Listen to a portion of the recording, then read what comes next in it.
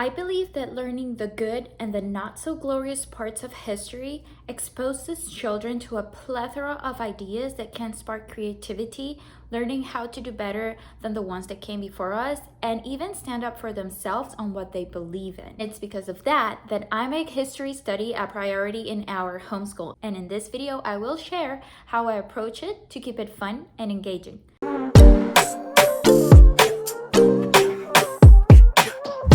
But before we continue, big shout out to Abby from Rooted in Rest and Jessica from the Waldorf Way for hosting this collaboration where the homeschool community can feel more united. Okay, pro tip. All the ideas I'm about to share can be used for any subject, not just history.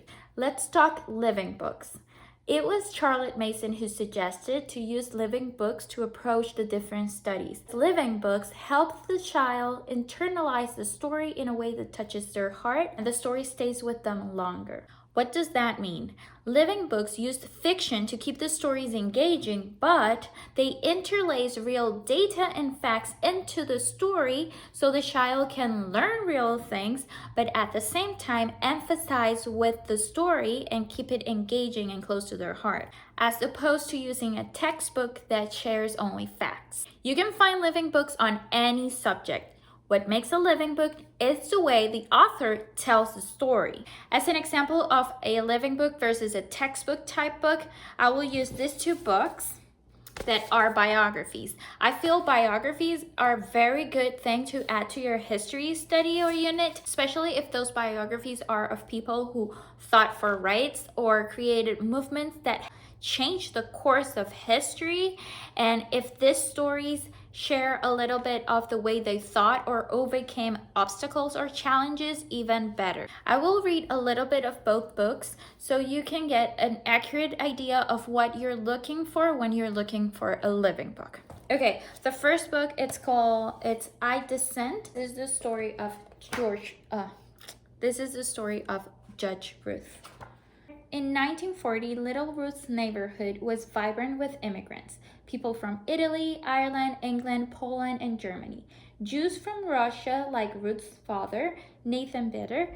People from different cultures with different holidays, foods, and traditions. In all these families in Brooklyn, New York, and in families everywhere, one thing was the same. Boys were expected to grow up, go out in the world, and do big things. Girls were expected to find husbands. Celia Amsterbader thought girls should also have the chance to make their mark on the world, so she took Ruth to the library. On the shelves were stories of girls and women who did big things. Ruth read about Nancy Drew, girl detective. She discovered Amelia Earhart, daring aviator. She learned from Athena, the goddess of the Greek myths, and so on. Okay. Next book. Just Help by the Story of Sonia Sotomayor by Sonia Sotomayor. And the book goes like this. Each day when Sonia woke up, her mother asked her a question. How will you help today? Mommy was a nurse who helped people at the hospital every day. Sonia wanted to help too. So each morning, Sonia set about to have a good answer for Mommy's question. One morning, Sonia knew just how she was going to help that day. She filled 2 shopping bags with candy bars, warm socks, nice soaps, sunglasses, pens, and notepads. When Sonia boarded the school bus, the driver helped her carry her bag up the steps. What's all this? She asked Sonia.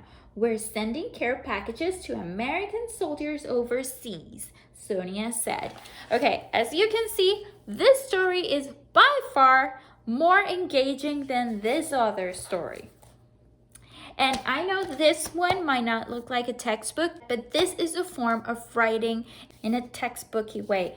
This one is more of a living book because it helps the child feel how does it feel to be that character, the challenges that they face, and even what a typical day in the character's life would look like, versus this textbook that doesn't appeal to emotion. It shares the story, but there's no way to engage with the text in a way that you can feel it close to your heart. But with this, I'm not saying you shouldn't have textbooks. On the contrary, I would suggest always to introduce the subject or the unit with a living book and use that one as your spine, and then always have on hand textbooks with beautiful illustrations or real pictures that you can fact check or even go on rabbit trails. Books like this one, How to Spacewalk, Step by Step with Shuttle Astronaut. This is a book that shares a story, but it's not like it's not from a specific character's point of view. But it does share really nice illustrations that can show the child specifics. It shares facts. It shares a little bit of an experience. Facts again. Another type of textbook with beautiful illustrations is a book like this one. This one is the Osborne Flat Book, See Inside Great Cities.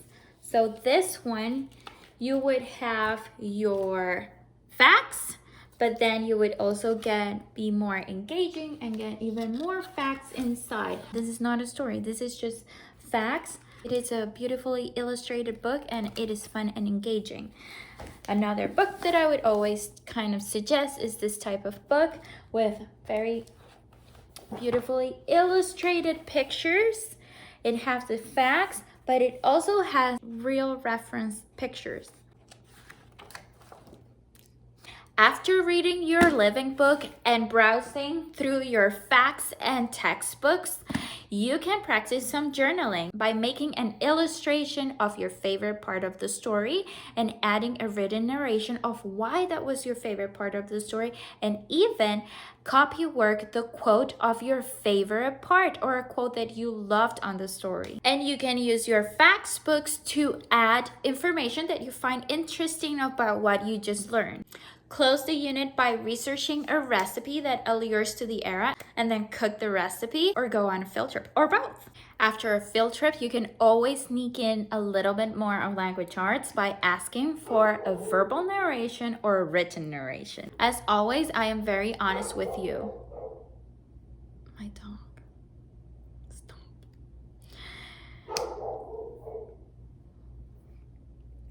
Whoa, whoa, whoa, whoa, whoa.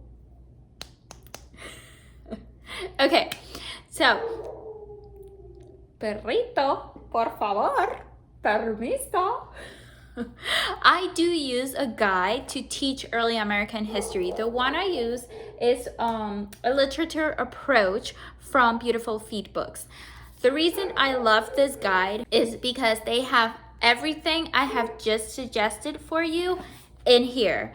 So I don't really have to think about it. I don't really have to plan about it, and all the suggestions are here for me. In the activities, you will find ways to add language arts, geography, biographies, historic recipes, suggested book that you can use for further rabbit trailing, field trips ideas, links to study even further the theme, and many more things that I feel make the whole study more like a living study. And the best part, all units are approached with a specific suggested living book. Although this is the curriculum that I use to teach early American history, by the way, this is linked down below, I also understand that not everyone can have access to a curriculum. So if you need a starting point, follow this triangle. Something to read, something to see, something to feel. Something to read, a living book.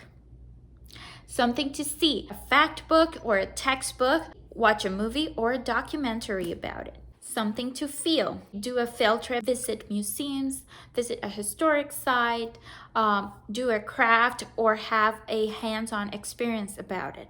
By doing one of each of these 3 points in your triangle, you will have a complete experience of the study that engages logic and creativity. In a future video, I will share how I use a similar approach to teach my child how to self-guide and follow her own interest in learning history. So make sure you hit that notification bell so you don't miss that video when it's uploaded. In the meantime, check out this video where I share my favorite supplies and materials that I just love to use in our homeschool and I don't want to live without ever. Thank you so much for watching. See you on the next one.